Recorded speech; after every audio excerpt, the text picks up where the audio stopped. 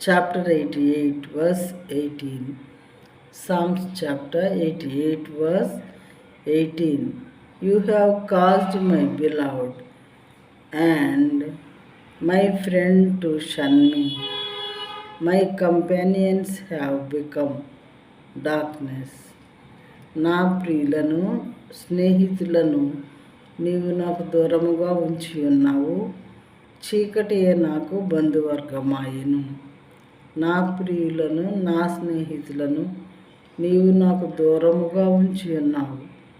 చీకటియే నాకు బంధువర్గమాయెను.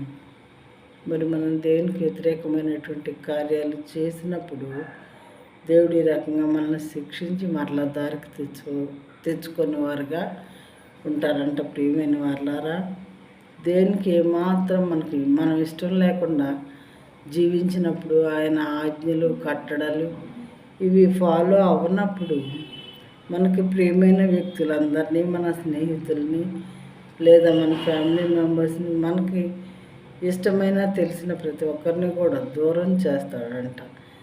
అలా చీకటియే నాకు బంధువర్గమాయను అని చెప్పి ఇక్కడ భక్తుడు అంటున్నాడు.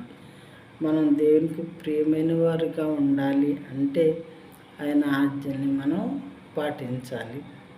ఆయన ఆజ్ఞలు పాటించినప్పుడు మనం సమస్తమైన దుర్నీతికి దూరంగా ఉంటాం. ప్రియమైన వారులారా, ఆ విధంగా ఉంటే దేవుడు మనల్ని ఎంతగానో ప్రేమించి ఆయన యొక్క దీవెనలు మన మీద కురిపించేవారిగా ఉంటారు.